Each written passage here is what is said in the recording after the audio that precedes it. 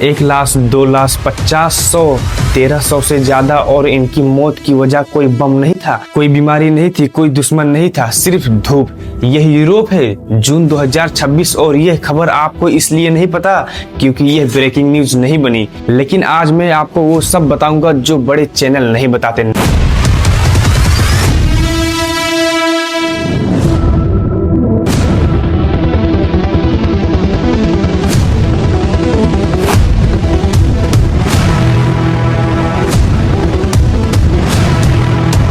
नमस्कार दोस्तों, आज की वीडियो में हम जानेंगे आखिर यूरोप में इतनी गर्मी क्यों हो रही है। और आखिर में एक ऐसा सवाल पूछूंगा जो शायद आपको रात को सोने ना दे।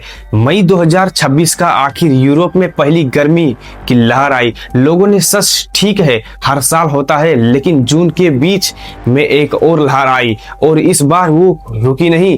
फ्रांस में 44.3 डिग्री 1947 के बाद पहली बार, जर्मनी में 41.7 डिग्री 3 दिन लगातार नया रिकॉर्ड, ब्रिटेन में 37.3 डिग्री जून का सबसे गर्म दिन, स्पेन में और इटली में पूरे दिन में पूरा गर्म ही गर्म था। ये वो देश है जहाँ के घर एसी के बिना बने हैं, जहाँ रात को खिड़की खोलकर सोते हैं लोग, जहाँ गर्मी का मतलब 25 डिग्री और अचानक 44 डिग्री, स्कूल बंद, सड़कें खाली, अस्पताल भरे, रातें भी गर्म, शरीर को ठीक होने का मौका नहीं। तो वैज्ञानिकों ने बताया यह ओमेगा ब्लॉक था, एक ऐसी वायुमंडलीय स्थिति जिसमें गर्म हवा एक जगह बंद हो जाती है, बाहर नहीं निकल पाती और हर दिन तापमान और उससे बढ़ते ही जाता है। यह तो समझ आया, लेकिन असली सवाल यह है, ओमेगा ब्लॉक पहले भी आता था तो पहले इतनी मौतें क्यों नहीं होती थी।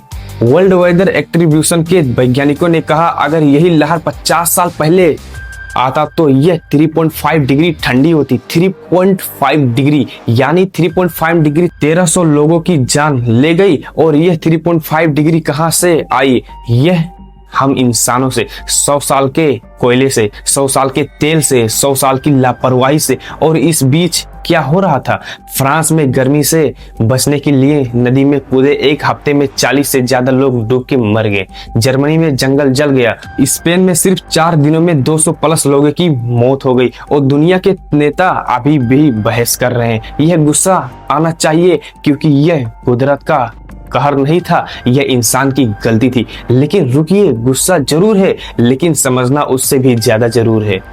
अब सबसे जरूरी सवाल, क्या सिर्फ पेड़ लगाने से सब ठीक हो जाएगा? नहीं, पेड़ जरूरी है लेकिन अकेले काफी नहीं।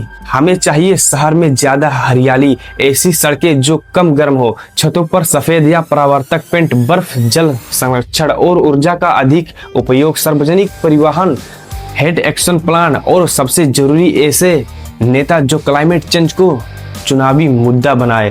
क्योंकि अगर नीति नहीं बदलेगी तो सिर्फ हमारी आदतें बदलने से समस्या खत्म नहीं होगा।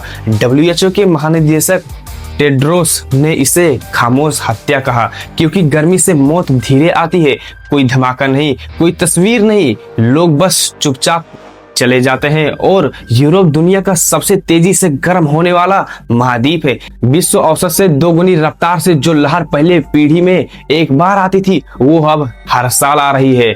और भारत, हम पहले से ही 45 से 48 डिग्री देख रहे हैं। अगर यही रफ्तार रही तो वो दिन दूर नहीं जब भारत के कई शहरों में दोपहर से बाहर निकलना असंभव हो जाएगा। यह यूरोप की कहानी नहीं है, ये हमारी कहानी है। तो क्या सब खत्म है? नहीं, लेकिन वक्त कम है। सरकार हेड एक्शन प्लान बनाए, लाखों जानें बचेंगी, शहरों में पेड़ लगे, तापमान 3 से 4 डिग्री तक गिर सकता है, इसमें बेहतर बने अस्पतालों में बोझ कम होगा और सबसे बड़ा फॉसिल फ्यूल से दूरी। लेकिन यह सिर्फ सरकार का काम नहीं है, यह आपका और मेरा काम भी है। प्रकृति ने संदेश दे दिया है, यूरोप 2026 को संकेत है। सवाल ये नहीं कि अगली लहर कब आएगी, सवाल ये है क्या हम इस बार जागेंगे। 1300 लोग, उनके नाम खबरों में नहीं आए, उनकी तस्वीर वायरल नहीं हुई, उनके लिए कोई मोमबत्ती नहीं जली, लेकिन वो गए सिर्फ इसलिए कि दुनिया ने एक चेतावनी को नजरअंदाज किया।